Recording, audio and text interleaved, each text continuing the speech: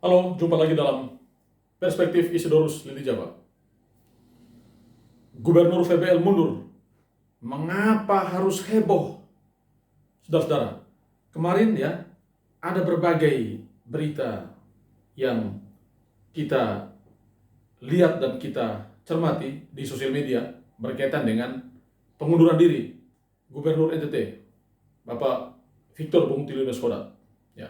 Dalam berita-berita online itu dinyatakan bahwa Gubernur NTT sudah bersurat kepada Presiden Jokowi terkait pengunduran dirinya. Dan terhadap berita ini muncul berbagai respons, ya, berbagai tanggapan, ya, bahkan memicu diskusi, lalu juga memantik kehebohan di sosial media. Tentu dengan berbagai alasan. Ada juga yang mungkin mempertanyakan, mengapa harus berhenti sekarang, sementara masih ada janji-janji politik yang belum dituntaskan. Mungkin juga ada yang bertanya, kalau berhenti sekarang siapa yang jadi gubernurnya? Ya. Lagi pula, mungkin juga ada yang berpendapat, kenapa tidak bertahan sampai dengan selesai? Nah, saudara-saudara, tentu kalau kita ikuti ya proses munculnya pemberitaan ini, itu sangat berkaitan dengan niat seorang gubernur VBL yang sudah menyatakan untuk maju bertarung sebagai calon anggota DPR RI. Nah, karena itu, maka sesuai aturan ya Undang-Undang Nomor 17 tahun 2014 tentang MD3, maka para pejabat negara ya, para kepala daerah ya, orang-orang yang bekerja di BUMN atau BUMD, TNI Polri, kalau mau menjadi calon anggota legislatif harus mengundurkan diri. Nah, langkah ini yang sudah ditempuh oleh Gubernur VBL. Jadi sebenarnya tidak perlu dihebohkan karena ini adalah persoalan administrasi saja. Ya, beliau mau menjadi caleg, ya beliau harus mundur dari gubernur. Dan ketika proses pencalekan sudah sampai di DCT, itu berarti dia harus benar-benar sudah mundur secara resmi dari gubernur NTT. Dan kalau kita lihat tahapannya sekarang kita sedang berada di tahap DCS, daftar calon sementara. Dan kalau DCT-nya itu nanti di bulan Oktober, itu berarti Gubernur VBL tidak perlu mengundurkan diri secara fisik dari jabatannya sebagai gubernur, karena masa jabatan Gubernur VBL ya bersama dengan wakil itu akan berakhir pada tanggal 5 September 2023. Artinya pengunduran diri Gubernur VBL ini bukan pengunduran diri fisik ya, tetapi pengunduran diri secara administratif sesuai dengan tuntutan Undang-Undang Nomor 17 tahun 2014 itu. Nah, ini yang kemudian memicu kehebohan ya, karena banyak orang beranggapan gubernur meninggalkan tanggung jawab ya, tidak menyelesaikan tugasnya. Lalu ada lagi yang menilai ya Gubernur VBL mau cuci tangan ya, tidak mau bersama-sama dengan rakyat NTT sampai dengan akhir masa jabatannya.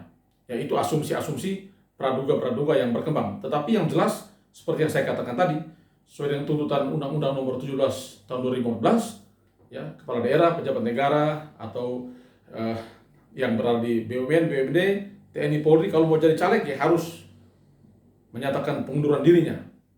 Nah, demikian, saudara. Tetapi yang menarik adalah dari berbagai informasi yang berkembang itu, saya sangat tertarik dengan pernyataan sikap dari dua lembaga ya,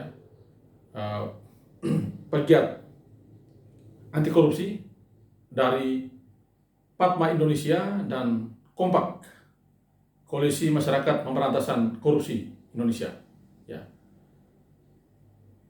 Padma Indonesia dan Kompak justru menyampaikan 4 tuntutan kepada Gubernur VBL terkait dengan niat beliau untuk mengundurkan diri. Ya, ada 4 poin tuntutan. Tapi saya coba menyampaikan 2 poin yang menurut saya relevan ya dengan konteks yang saya sampaikan saat ini. Pada poin kedua, ya, Padma dan Kompak meminta kepada DPRD Nusa Tenggara Timur untuk segera menggelar sidang istimewa meminta pertanggungjawaban Gubernur NTT mengenai persoalan NTT darurat human trafficking, NTT darurat stunting, NTT darurat korupsi, dan kasus korupsi terkait dengan jabatan dalam kasus Bank NTT. Ya, itu di poin yang kedua. Lalu di poin tuntutan yang ketiga, Padma, Indonesia, dan Kompak meminta kepada KPK RI agar segera melakukan penyelidikan di Nusa Tenggara Timur berkaitan dengan kasus-kasus korupsi yang berjemaah yang terjadi di NTT. Nah, saudara-saudara, kalau dikaitkan dengan tuntutan dari Padma dan Kompak ini, maka ya sepertinya ada pekerjaan rumah, ya, ada pekerjaan besar yang belum diselesaikan oleh Gubernur VBL di akhir masa jabatannya. Ya. Masa jabatan Gubernur 5 tahun, tetapi masih ada begitu banyak program yang belum direalisasikan, masih ada begitu banyak janji politik yang belum dituntaskan, dan masih ada banyak aspirasi rakyat yang belum dijawab. Ya. Tetapi memang itulah realitas, bahwa Gubernur tentu dengan segala kemampuan ya tidak bisa menyelesaikan itu dalam tempo waktu 5 tahun. Karena itu biarlah rakyat yang akan menilai, biarlah rakyat NTT yang akan mengevaluasi seperti apa pemimpin kita saat ini dan bagaimana figur pemimpin yang akan datang yang diharapkan bisa memimpin NTT. Ya. Tapi bahwa yang terjadi saat ini itu menjadi teks pembelajaran, menjadi teks untuk evaluasi bersama, dan menjadi konteks untuk kita bergumul menemukan pemimpin NTT ke depan yang lebih baik.